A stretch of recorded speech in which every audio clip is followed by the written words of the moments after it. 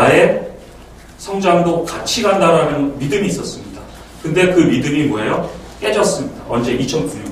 금융위기 이후에 전 세계가 이제 반성해요. 왜? 글로벌 자유, 신자유주의에서 경쟁을 통해서 성장을 하면은 그 성장의 혜택이 시민들한테 갈 줄 알았는데 안 간다라는 거죠.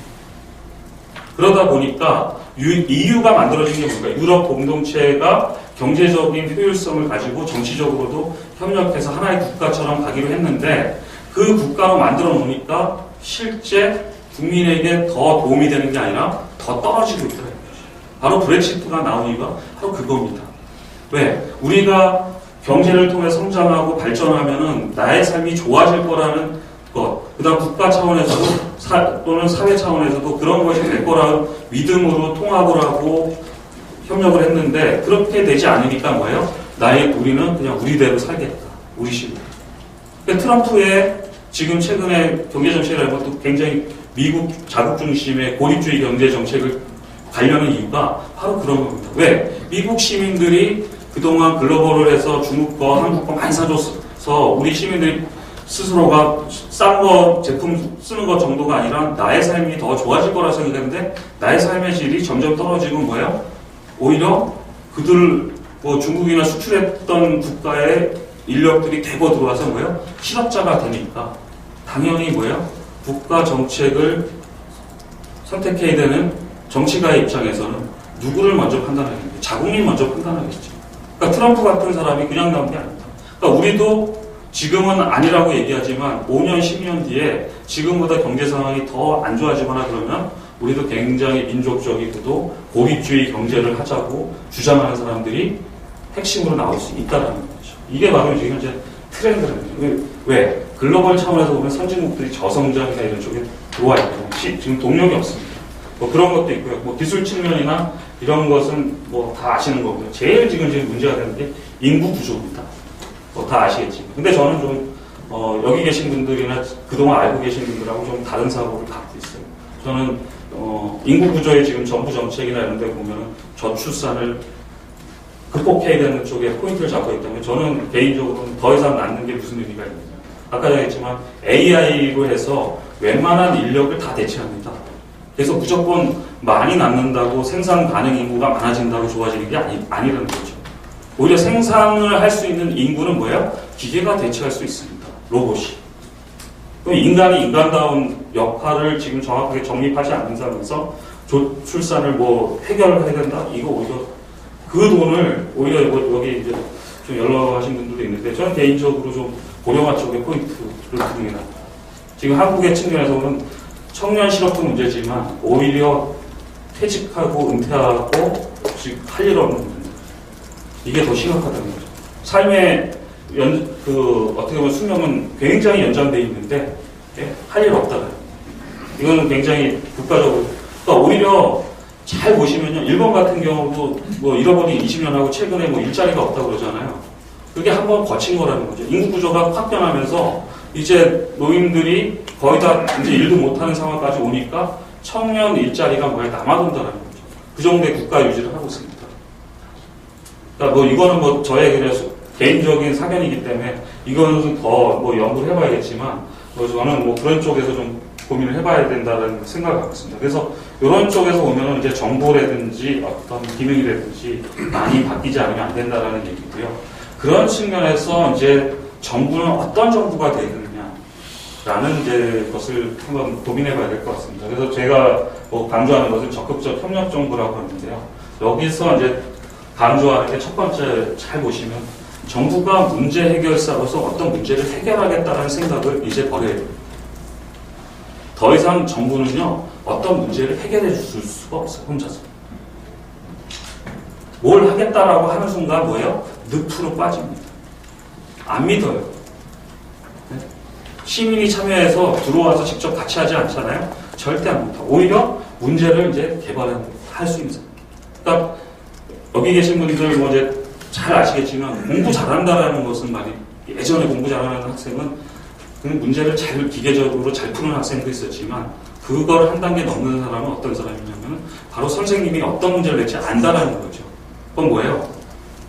수학 문제든 영어 문제든 선생님처럼 똑같이 자기가 스스로가 문제를 만들어낼 줄 아는 능력이 있는 친구들입니다. 그러니까 그런 것들이 정부의 기본적 컨셉으로 바뀌어야 된다는 거죠. 어떤 문제 해결이 아니라 이제는 어떤 것이 문제인가를 갖다가 뭐예요? 그리고 어떤 식으로 풀어나가야 되고 이것을 어떻게 가져가야지 답이 중요한 게 아니라 바로 문제를 만들어내는 정부가 됩니다. 뭐 두 번째, 세 번째는 잘 아시고요. 그다음 세 번째는 이제 데이터 기반의 스마트 정부, 아까 말한 지능형 정부가. 그러니까 모든 것은 데이터를 가지고 뭐예요? 분석하고 거기서 의사결정이 될 겁니다. 이게 중요합니다. 근데 제가 여기서 더 설명드리고 싶은 건 뭐냐? 적극적 협력 정부가 꼭 좋은 거냐? 그건 아닙니다. 그러니까 정책의 국가 아젠다라는 건 말입니다. 협력 정부에 맞는 아젠다도 있고 시장 친화적 정부에 맞는 아젠다도 있고 적극적 관리, 통제 중심의 아젠다에 맞는 것도 있어요. 근데 우리나라 정부가 계속 들어오면서 미스매치 되는 게 뭐냐면 자기들이 지향하는 이념적 방향과 정책 아젠다가 따르는 겁니다. 쉽게 얘기하면 협력을 강조한 게 우리 말하는 이제 노무현 정부의 참여정부입니다. 잘 아시겠지만 국민을 참여시켜서 국민과 정책을 같이 가겠다라고 했는데 실제 많은 정책 과제들은 어디에 있었냐면 시장 쪽에 있었다는 거죠. 경쟁 중심. 그래서 뭐 언론에서 이제 노무현 정부 뭐 끝나고 나서 참여정부 끝나고 나서 비판하는 것 중에 뭐냐면 깜빡이는 좌측에다가 뒀는데 차는 오른쪽으로 몰고 간다. 바로 그 얘기입니다. 지금도 마찬가지죠. 많은 이제 지금 뭐 정치권에 있는 분들이 막 정책 아젠다 쏟아냅니다. 근데 그게 자기들 이념하고 맞는 얘기인지 아닌지 모르고 그냥 막 던져요. 그리고 그것과 그런 과제들끼리 뭐야? 충돌하고 있어요. 그러니까 안 되는 거죠. 제일 먼저 아마 이제 앞으로 인수위원회나 이런 것들이 만들어질 때 고민해야 되는 것은 저는 그러면 적극적 협력 정부를 주장하니까 적극적 협력 정부와 맞는 과제들만 만들어내야 되느냐? 저는 그렇게 보지는 않습니다. 그러니까 자기네들이 취해야 될 것 중에 만약에 뭐 적극적 협력을 강조하는 정부가 탄생하면 국가 아젠다 중에서 상당수는 이게 되겠지만 우선순위를 뒀을 때 협력 정부 아니어도 시장 친화적인 것은 무엇이다. 그 다음 국가가 반드시 적극적으로 통제해야 되는 과제가 무엇인가를 명확하게 구분하고 그에 의해서 먼저 무엇을 해야 되는지 순서를 해야 되는지. 그런데 우리는 잘 보시면 저희 뭐 국제연구원에 있으면은 이번 정부도 그렇고 뭐 툭하면 120개, 100개입니다. 근데 이렇게 보고 있잖아요. 여기 거 앞에 거랑 뒤에 거랑 안 맞아요. 근데 같이 합니다. 그러니까 하니까 안 맞죠. 그러니까 현장에서 막 혼란스러운 거예요. 뭐 이것도 하려는데 이거랑 이 과제는 안 맞는 것 같은데 하려니까 뭐예요? 돈 쏟아보니까 이쪽은 이쪽하고 저쪽은 저쪽하고. 네? 경쟁하라고 그러면서 또 복지하라고. 바로 그런 것들이 이러한 모델에 맞는 과제들을 잘 분석하고 하지 않고 그냥 만들어내서 그렇습니다. 그래서 그런 것들을 앞으로 저희가 좀 고민해봐야 되고요. 그런 면에서 저희 이제 제가 제시하는 것은 중장기 국정운영으로 협력 모델에 의해서 어떤 정부가 되느냐, 요즘 말하는 스마트에 맞는 똑똑한 정부가, 지능형 정부가 되는다는 컨셉을 가지고 구조해봤습니다. 그래서 저희가 뭐 협력 정부나 이걸 하는 하드 파워, 소프트 파워라고 하는데 그동안에 우리 정부는 뭐냐면 투입되면은 어떤 결과 나오는 걸 굉장히 좋아했어요. 결과가 안 나오면 조급해합니다. 그러니까 하드 파워 중심의 뭔가를 하려고 해요. 그러니까 인프라 까는 거. 그리고 쉽게 얘기하면 정부 조직 개편, 그냥 빨리 보여줄 수 있는 것들을 많이 합니다.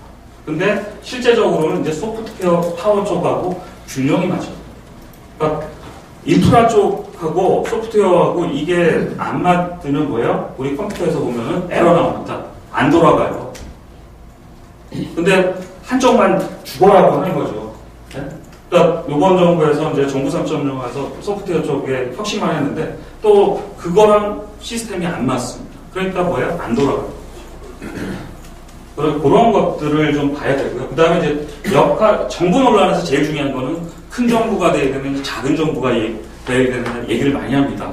근데 저희가 분석해보면요. 역대 정부는 한 번도 작아지지 않았습니다. 계속 커졌습니다. 왜? 간판은요, 줄였습니다.